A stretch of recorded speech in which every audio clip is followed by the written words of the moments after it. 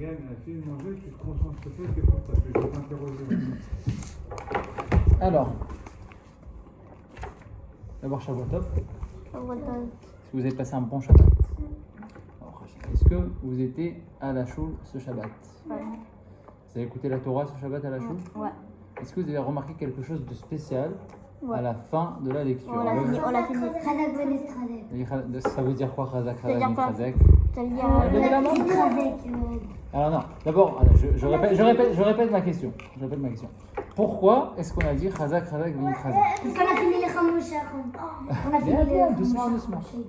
Alors, Magan, Magan, il n'a pas parlé sans le doute, alors on va écouter Magan. Parce qu'on a fini les 5 Non, commencés. pas les 5. Pas les 5. C'était le 5e fromage qu'on était en train de lire? 3.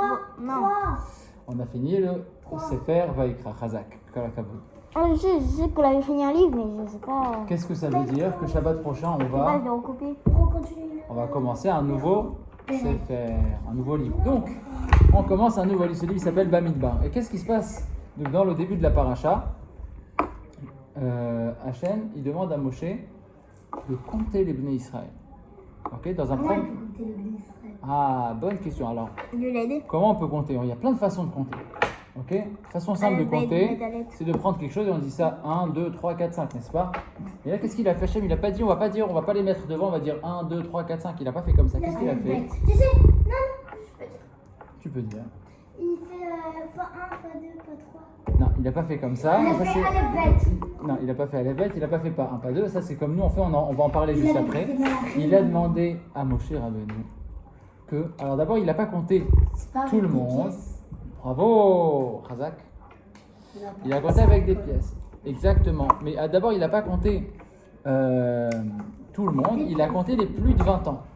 Ok, il a demandé à Moshe de compter les plus de 20 ans, toutes les personnes, tous les adultes. Et il a dit chacun ils vont donner une pièce, et à la fin on va compter les pièces et on va savoir exactement le nombre de personnes qu'il y a. Ok? Et qu'est-ce qu'on peut apprendre de là? C'est que quand on compte des personnes, si Akadosh Baruch Hu, pour compter les personnes, il n'a pas fait 1, 2, 3, 4, 5, seulement il a pris des pièces. Donc, C'est comme si tu. ça c'est une très bonne question. Pourquoi il a besoin de compter si Akadosh Baruch Hu il sait tout? Hein? Ça c'est une question qu'on va voir après. Ok? On va parler de ça juste après. J'ai cru que j'avais la réponse. Oui, Parce vas-y. que t'as- Ouais, Iron, pardon. T'as pas le droit de compter, disons-moi, 1, 2, 3, 4. Alors, T'as pas le droit de compter comme ça. Alors, si Hachem déjà, alors on dit que c'est un yam de Haïnara. Alors le Haïnara c'est un grand sujet, il y en a qui y croient, il y en a qui y croient pas, il y a un yam de pas trop y penser, etc. Mais c'est quelque chose qui existe quand même. Et pour le Haïnara, on ne compte pas une personne par le nombre, en disant 1, 2, 3, 4, 5, on ne compte pas les gens comme ça seulement. Donc si Akadosh Baruch Hu, pour ça, il a compté en comptant les pièces que chacun les donnait. Donc nous, pareil, quand on va compter quelqu'un, on va dire pas 1, pas 2, pas 3. Mais il y a plusieurs autres façons. C'est par exemple, des fois, pour la tefila le matin, pour qu'il y ait un minyan, vous savez combien de personnes il faut qu'il y ait pour un minyan? 10 personnes. Très bien. Pour qu'il y ait 10 personnes. Donc maintenant, on est 8, on est 7, 8, 9. Oui, bien sûr. On est 7, 8, 9 à la choule. Et on veut s'assurer qu'il y a 10 personnes. On a un doute si on est 9 ou 10. Alors on va compter. Comment on va faire pour compter? On va pas dire. On va pas dire. Alors, Aleph-Bet, peut-être qu'on peut faire, je sais pas, mais Aleph-Bet, c'est aussi une façon de compter, c'est aussi une façon de dire des chiffres. Voilà, Donc on va pas dire pas 1. deux, pas On peut trois. dire pas 1, pas 2, mais il y a une petite astuce. Il y a un pasouk qui contient pile 10 mots. Et c'est un pasouk que très souvent dans la choule, quand on veut compter, on dit ce pasouk. Et au lieu de dire 1, 2, 3, on dit. Ce pasouk, c'est Oshia Tamecha, Uvarech Nachalatecha. Orem Benasem Ada Olam. Et bien, si vous comptez, il y a 10 mots. Donc, qu'est-ce qu'on fait? On fait Oshia, Et, Amecha, Uvarech, Et, Nachalatecha. Donc là, on n'est pas arrivé à la fin du passage, donc on sait qu'on n'est pas 10. Oui, mais là, est-ce qu'on est 10 ici? Non. On n'est Donc, même pas deux. On n'est même pas tout deux. donc, si on arrive à la fin du passage et qu'on a fini le passage, on sait qu'on est 10 personnes. Donc, encore une fois, c'est une façon de compter. Encore une fois, c'est une façon de compter sans compter directement. Ok? Alors, après, qu'est-ce qu'on a vu qu'est-ce qu'on voit dans la paracha? Hachem, il dit à Moshe Rabbeinu que chaque tribu aura un chef. Ok? Moshe, c'est un peu le chef de tous les béné Israël, mais à part ça, dans chaque tribu, il y avait 12 tribus. Et dans chaque tribu, il y aura un chef. Il y aura un peu comme attention, c'était pas juste des chefs désignés au hasard, c'était des tzadikim, c'était des chachamim, ils connaissaient beaucoup la Torah, alors ils faisaient attention à leurs actions, c'était des gens c'était des vrais tzadikim, c'est pas juste des gens qui ont été choisis au hasard. OK? Et donc dans le début de la paracha, on nous disait qui allaient être les Nessi'im, les leaders de chaque tribu. Donc ça, c'est aussi une deuxième chose qui se passe au début de la paracha. Et autre chose que je voulais dire sur le Sefer Bamidbar, vous savez, les Chumashim, Chumash Bereshit, Chumash Shemot, etc., ils ont aussi un nom en français. Okay, ce nom en français, il est aussi basé selon la Torah. Et le deuxième nom qu'il a, le Sefer Bamidbar, en français, ça s'appelle le livre des nombres. Les nombres, c'est les comptes, c'est les chiffres. Okay? Pourquoi? Parce que c'est pas seulement juste là au début de la paracha qu'on va compter les Bnei Israël, mais c'est même dans la paracha on va les compter encore une deuxième fois. Après on va compter les Lévim, et dans d'autres parachutes encore une fois on va recompter, et dans d'autres parachutes encore une fois on va recompter. Après il y a des événements qui se passent dans d'autres parachutes où les Bnei Israël, où malheureusement il y a beaucoup de Bnei Israël qui meurent dans des épidémies. Encore une fois on va les recompter, etc. Donc c'est un livre qui va parler de beaucoup de choses, d'énormément de choses, mais qui parle aussi beaucoup du fait de compter les Bnei Israël. Donc c'est un point qui est très essentiel dans le Sefer Bamidbar, c'est le fait de compter. Maintenant, comme il a dit tout à l'heure David, pourquoi est-ce que Hachem il avait besoin de compter les Bnei Israël si Hachem il sait tout? Tu as par exemple, on va dire, tu as acheté des boissons pour un anniversaire ou pour un Shabbat, tu sais que tu as besoin de 10 bouteilles, tu as compté une fois 10 bouteilles, tu sais que tu as bien tes 10 bouteilles qui sont là, est-ce que dans une heure tu vas recompter encore une fois tes 10 bouteilles? Non. Ah non, tu sais que tu as 10 bouteilles, ok? Et pourtant, Akadosh Baruch Hu, qu'est-ce qu'il fait? Il sait déjà le nombre des Bnei Israël. En plus de ça, il les compte, une deuxième fois, il les compte encore une autre fois, etc., etc. Pourquoi il fait tout ça? Alors, pour répondre à cette question, on va expliquer deux petites choses. Le fait de compter, d'abord, on compte pas juste pour savoir le chiffre, mais on compte aussi parce que on aime quelque chose. C'est pour montrer qu'on aime quelque chose, ou qu'on est content d'avoir quelque chose. Bien des fois, quand tu as des jouets que tu aimes particulièrement, tu peux avoir des jouets que tu aimes beaucoup, des cartes. Ok, peut-être des fois, il y a des enfants qui collectionnent des cartes. Ok, par exemple, tu sais que tu as 20 ou 30 ou 50 cartes. Ok, tu sais très bien, mais qu'est-ce que tu vas faire? Tu vas encore recompter encore une fois tes cartes. Ou tu peux prendre une feuille. Mais pourquoi est-ce qu'on recompte encore plusieurs fois alors qu'on sait déjà qu'on a 50 cartes? Après la nuit, tu peux oublier. Tu peux oublier, mais aussi pour montrer que c'est quelque chose que tu aimes beaucoup. Et à Kadosh Baruch Hu, c'est la même chose. À Kadosh Baruch Hu, il savait très bien le nombre de Bnei Israël, le nombre de Juifs qu'il y avait. Il savait exactement le chiffre précis.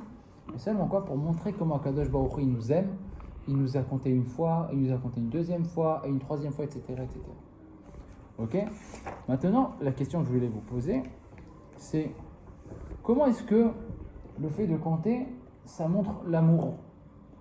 Déjà, une première chose qu'on peut se dire, déjà une question que je voulais vous poser, c'est est-ce que chez les Bnei Israël, tout le monde était pareil, ou est-ce qu'il y en avait qui étaient plus grands que les autres?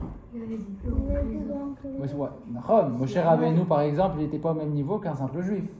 Okay, ou le chef des tribus, il n'était pas au même niveau qu'un enfant ou qu'un autre adulte, on est bien d'accord.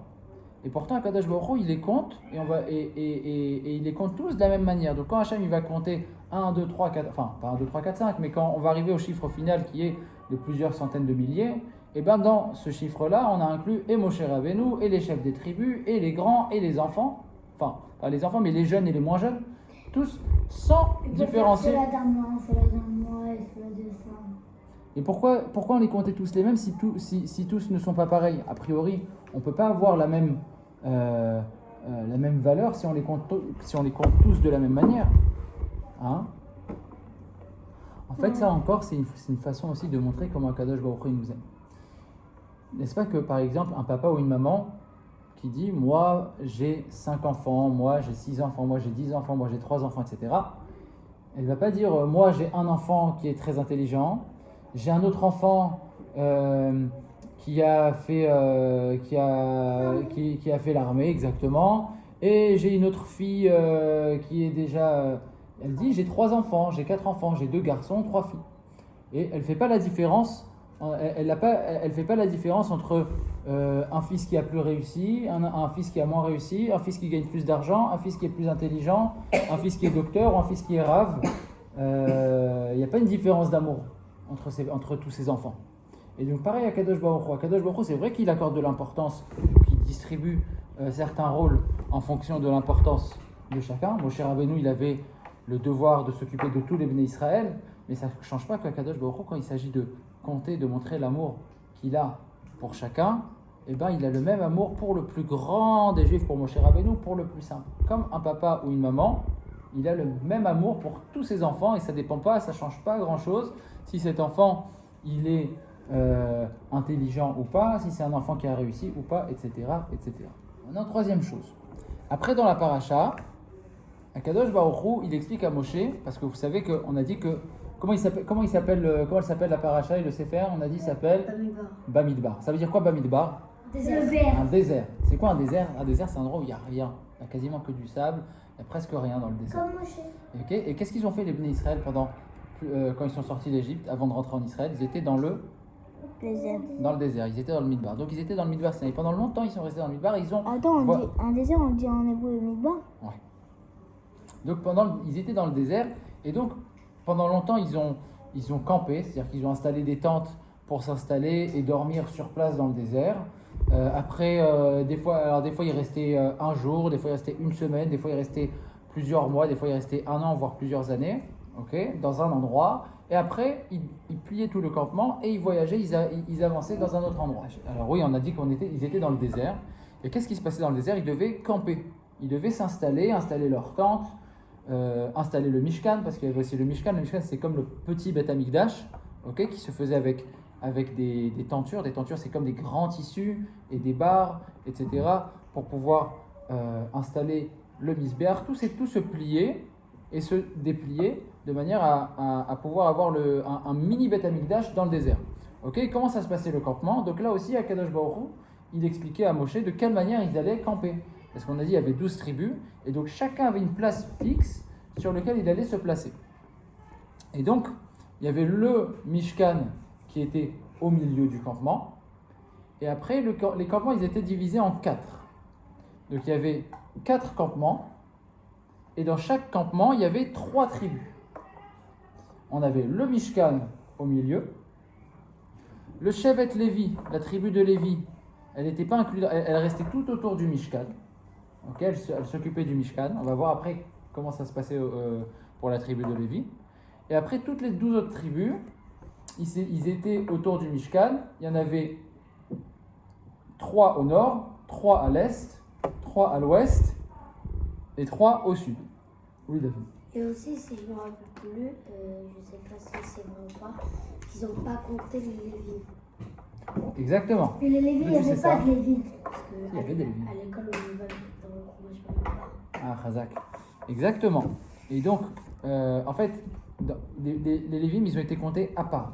Dans la paracha aussi, on va voir qu'après, que les Lévim, ils vont être comptés à part pour ce qu'on appelle la Avodat HaMishkan, pour le service du Mishkan, savoir exactement combien il y a de Lévim qui vont s'occuper du Mishkan, combien il y en a qui vont s'occuper.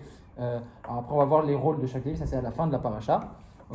Mais les Bnei Israël, ils sont comptés les tribus à part et la tribu de Lévi à part. Et donc, alors, pour revenir au campement, on a dit qu'il y avait le Mishkan au milieu, il y avait la tribu de Lévi autour, et après, il y avait toutes les 12 autres tribus à part. Alors, il y avait le premier campement, comment ça se passait? Ça se passait comme ça. Il y avait le campement, il y avait ce qu'on appelle Machane Yehuda. Machane Yehuda, c'était le campement, la tribu principale de ce campement, c'était la tribu de Yehuda, et avec lui, il y avait encore 2 autres tribus, c'était la tribu de Issachar et Zevulun. Donc, d'un côté, on avait Issachar, Zevulun et Yehuda. Ils étaient, eux, autour du Mishkan, ils étaient du côté, on a dit, du côté est. Donc, il y avait le Mishkan, et à droite du Mishkan, il y avait le campement de Yehuda avec la tribu de Issachar et Zevulun. Après, au sud, il y avait ce qu'on appelait Machane Reuven, le campement de la tribu de Reuven, qui avait avec lui encore 2 autres tribus. Il y avait la tribu de Shimon et de Gad. Si vous arrivez à retenir, c'est bien. Si vous n'arrivez pas à retenir, c'est pas facile à tout retenir. Donc on avait dit Machane Yehuda, il y a Yehuda, Issachar et Zvulun. Après, il y a le campement de Reuven en dessous, au sud du Mishkan. Il il y a Reuven, Shimon et Gad. Après, à l'ouest du Mishkan, il y avait Machane Ephraim. Vous savez que la tribu de Yosef, elle était divisée en deux tribus. Il y avait la tribu de Ephraim et la tribu de Ménaché. Ça veut dire qu'il y avait 12 tribus plus Shevet Lévi. D'accord? Donc, le troisième campement, c'était le campement de Ephraim. Avec lui, il y avait la tribu de Ménaché et la tribu de Benyamin. C'était en réalité toutes les... Ça, c'est facile à retenir parce que Ménaché et Ephraim, c'est la tribu de Yosef, qui est divisée en deux.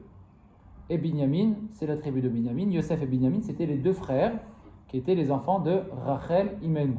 Donc, les trois tribus qui descendent de Rachel Imenu, elles étaient dans un seul même campement. Il y avait, comme je répète encore une fois, la tribu de Ephraim, tribu de Ménaché et tribu de Binyamin. Et le dernier campement, c'était le campement de Machane Dan. C'est le tout petit frère. C'est le plus jeune des frères. Et le dernier campement, c'est Machane Dan. Le campement de Dan, il se trouvait au nord du Mishkan, en haut du Mishkan. Et avec lui, il y avait les deux dernières tribus, Asher et Naphtali, qui étaient, tous les trois, ils formaient un camp au nord du Mishkan. Est-ce que ça vous est déjà arrivé, vous, peut-être votre papa ou votre frère, de perdre quelque chose dans le train ou dans le bus? D'oublier quelque chose? Ouais, à retrouver. Moi, mon père, il avait un chapeau. Il est parti dans le train, il a dormi, après il l'a vu là-bas. Et est-ce qu'il a réussi à le retrouver? Après, c'était un vendredi. Après Shabbat, dimanche ou lundi, je suis parti, j'ai récupéré. Pourquoi? Il y avait le service des objets trouvés, Machleket Avedot. Et bien vous savez que dans le campement des Bnei Israël, quand ils voyageaient dans le désert, et ben il y avait une tribu qui s'occupait de tous les objets perdus. C'était la Machleket Avedot, c'était le service des objets perdus de tous les Bnei Israël. Et vous savez, c'est quelle tribu qui s'occupait de ça? Naphtali. Non? Dan. Pardon? Dan. C'était Shevet Dan, la tribu de Dan. La tribu de Dan, elle était appelée dans la Torah, c'est marqué dans le Passouk, c'était... la Torah nous dit comment ça se passait aussi au moment où ils devaient partir. Au moment où les derniers à partir, c'était le campement de Dan. Donc on avait dit Dan, Asher et Naphtali. Et Dan, c'était les derniers. Et ils récupéraient tous les objets oubliés, tous les objets trouvés, ils les récupéraient. Et dès que quelqu'un avait perdu quelque chose, ils allaient voir les responsables de la tribu de Dan et lui demandaient: t'as pas trouvé par exemple un vêtement comme ça, un objet comme ça, j'ai perdu un objet de valeur, un livre, quelque chose. Et Dan, il rendait tous les objets trouvés. Alors maintenant, on va raconter une petite histoire. Il y avait une petite fille qui s'appelait Yaël. Et un jour, elle était en vacances, enfin, elle n'avait pas l'école. Il y avait un jour, elle allait avoir des vacances. Alors sa maman lui a dit: Yaël, est-ce que demain tu es en vacances, tu sais que tu n'as pas l'école, tu veux aller avec papa au travail demain? Alors la petite fille était très contente, elle a dit: ouais, bien sûr. Qu'est-ce qu'il faisait son papa dans la vie? Il avait une bijouterie. Il avait une petite bijouterie dans laquelle il vendait des bijoux avec une grande valeur, des bijoux avec une valeur moyenne, des bijoux avec une petite valeur. Trop belle. C'est son père. Ça, c'est son père et ça, c'est la petite fille. Il avait des diamants, C'est la petite valeur. Exactement. Et donc, sa fille, elle a dit, la petite Yael, elle a dit bien sûr, elle était très contente, elle adore aller au magasin de son père, elle adore les bijoux, les colliers, les bracelets qu'il avait, elle était très contente de partir. Et le matin, son père, il lui dit, une fois qu'ils arrivent au magasin, il lui dit: Yael, est-ce que tu peux m'aider? Prends la caisse qui est là-bas, tu vas trouver, il y aura des bracelets, des bagues, des colliers, tu les prends et tu les poses bien dans le magasin comme tu sais faire. Et elle s'est occupée, elle a pris tous les bijoux qu'il y avait dans cette caisse, elle les a bien exposés comme il fallait. Et pendant ce temps, elle voyait qu'est-ce qu'il faisait son père. Il avait une caisse avec quelques petits bijoux, quelques petits diamants comme ça, et quelques pierres précieuses, il les prenait, il les comptait, il regardait, il comptait, il regardait l'autre, il comptait, et tout, il notait dans son carnet. Et la petite Yael est partie voir son père, elle lui a dit: mais papa, je comprends pas, pourquoi tu as compté que les quelques bijoux que tu avais là-bas dans la caisse et tu n'as pas compté tous ces beaux bijoux que j'ai sortis moi? Il y en avait des très beaux, il y en avait de toutes les couleurs, des rouges, des bleus, des verts, des bagues, des brillants, tout cela, tu les as pas comptés. Pourquoi tu les as pas comptés? Son papa, il a souri et lui a expliqué: tu sais ma fille, tu sais, les bijoux que tu as sortis, c'est vrai qu'ils brillent, c'est vrai qu'ils sont jolis, c'est vrai qu'ils ont de la valeur, mais ils valent pas très cher. Ok, donc c'est pas des bijoux qui sont très très très importants pour moi. c'est des bijoux qui sont importants, mais ils ne sont pas très importants. Donc ceux-là, je n'ai pas besoin de les compter. Les bijoux que j'ai sortis, c'est des bijoux qui sont faits en diamant, des bijoux qui sont faits en saphir. Le saphir, c'est une sorte de pierre qui est très précieuse. Et c'est des Mais j'ai bijoux... pas compris, il y a quoi de Torah là-dedans? Alors, on n'a pas fini. Et il a dit, ceux-là, c'est des bijoux qui me sont très très chers. Ils me sont tellement chers que à chaque fois que je reviens le matin au magasin, je les compte, je vois leur valeur, je vérifie qu'ils ne sont pas abîmés, je vérifie qu'il n'en manque aucun et je note bien dans mon carnet combien j'en ai. Et à quoi ça vous fait? Ça ne te fait pas penser à quelque chose, ça? Ah, moi aussi? Qu'est-ce qu'on a dit tout à l'heure? Qu'est-ce qu'on a dit qu'on a compté et pourquoi on les comptait? Les Bnei Israël? Parce qu'on était contents, on était... Qui est-ce qui comptait les Bnei Israël? Aussi? Moshe, Non, enfin Hachem par l'intermédiaire de Moshe. Hachem il voulait compter les Bnei Israël et donc il a demandé à Moshe de le faire. Et on avait dit pourquoi Hachem il comptait les Bnei Israël? Ah, pour On savoir. montrait qu'il est content. Pour montrer qu'il nous aime. Pour montrer qu'il nous aime, il nous comptait. Pour montrer qu'on avait de l'importance. Pour montrer qu'on avait de la valeur. Parce qu'on a de la valeur. Et ça, c'est la même chose. Ce monsieur, il comptait ses bijoux parce qu'il est, pas juste parce qu'il aimait ses bijoux, mais parce qu'ils avaient beaucoup d'importance, beaucoup de valeur. Et donc, pour montrer toute cette importance et cette valeur qu'ils avaient ces bijoux, tous les jours, il les comptait, il vérifiait. Et Hachem, il faisait la même chose. Ça m'a rappelé une histoire qui n'est pas marquée ici. Vous savez que le rabbi, il distribuait des dollars. Vous savez que le rabbi distribuait des dollars. Ouais, il Le a donné rabbi, à mon père. il donnait les gens, ils passaient devant le rabbi pour demander des brachot. Et le rabbi, il donnait $1 à mettre à la tzedaka. Et il donnait une bracha. En général, ce qu'on faisait, c'est qu'on gardait ce dollar pour garder la bracha du rabbi. On prenait un autre dollar qu'on mettait à la tzedaka pour faire ce que le rabbi nous demandait, de le mettre à la tzedaka. Et on gardait le dollar du rabbi pour garder toutes les brachot du rabbi et le dollar que le rabbi il avait touché, des brachot qu'il nous avait donné avec. Et vous savez que ça a duré très longtemps. C'était pas une Oh, demi-heure, une il y heure. avait beaucoup de Il y gens là-bas. avait une queue très très longue, ça a commencé dans la choule du rabbi, dans 70. Ça continuait dehors, ça allait des fois jusqu'au bout de la rue. C'était très très long, ça durait des heures et des heures et des heures. Et il y avait des gens, il y avait des jeunes qui passaient, il y avait des gens âgés, il y avait des gens très âgés des fois qui passaient. Et un jour, il y avait une dame âgée, et elle attendait, elle faisait la queue pendant 1 heure, 2 heures, je ne sais pas exactement combien de temps, mais pendant peut-être plusieurs heures. Et au bout d'un moment, ça l'a fatiguée. Et elle a dit au rabbi, elle lui a dit, le rabbi n'était pas tout jeune lui non plus. Elle a dit, rabbi, comment est-ce que vous faites pour passer comme ça pendant de longues heures à distribuer des dollars? Et le rabbi lui a dit, il lui a donné l'exemple d'une histoire similaire, qu'il y avait un marchand de diamants qui passait des heures et des heures à compter tous ses diamants. C'est ça. C'est pas exactement la même histoire, mais c'est une histoire similaire. Un autre marchand de diamants qui comptait ses diamants. Il a dit, quand on compte des diamants, eh ben, ça ne nous fatigue pas. Compter des choses qui ont de la valeur, compter des choses qu'on aime, c'est pas fatigant. Et ben, pareil pour le rabbi. Le rabbi, il aimait tellement chaque juif qu'il ne voyait pas le temps passer, il ne sentait pas la fatigue tellement qu'il aimait chaque juif. Et pareil à Kadosh Baruch Hu, il aimait tellement chaque juif qu'il est compté, non seulement qu'il est compté, mais en plus il est compté plusieurs fois. J'adore le temps de Ok, donc ça c'était la petite histoire pour nous montrer comment Kadosh Baruch Hu nous aimait. Donc on a parlé des campements, on a parlé de Shevet Dan. Et oui, alors une autre chose qu'on voit de nouveau dans la paracha. Dans la paracha, on parle d'un sujet qu'on n'avait pas parlé auparavant. On dit que chaque tribu, elle avait un drapeau. C'est quelque chose qu'on n'avait pas vu auparavant. Oui, ils ont chacun un dessin. Chaque tribu avait un drapeau. Avant ça, ils n'avaient pas de drapeau. Maintenant, est-ce que vous savez comment est-ce que c'était défini? Est-ce qu'on choisissait la couleur et le dessin du drapeau? Chaque drapeau avait une couleur et un dessin. Est-ce que vous savez comment la couleur et le dessin étaient choisis?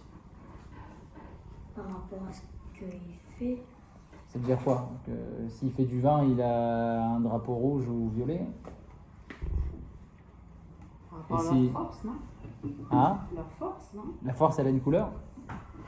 Non, le dessin qui était dessus. C'est quoi? Il y avait un biceps par exemple? Non, si très- c'était un lion, si c'était un taureau, si c'était un... Alors c'est où qu'on voit l'image du taureau et du lion auparavant? Où est-ce qu'on a déjà vu dans la Torah, chez les Bnei Israël, voilà, elle a parlé du taureau et du lion. Où est-ce qu'on a déjà vu que les Bnei Israël, ils étaient comparés au taureau ou au lion? Ça vous dit quelque chose? Ouais. À la fin du Sefer Bereshit, ça racontait que Yaakov Avinu, il a béni tous ses enfants. Tous ses enfants qui étaient les parents de chaque tribu. Ok, tous ses enfants, il les a bénis. Et à chacun, il leur a donné une bracha spéciale. Et est-ce que vous savez c'est quoi la bracha, par exemple, que Yaakov Avinu, il a donné à son fils Yehuda? Non.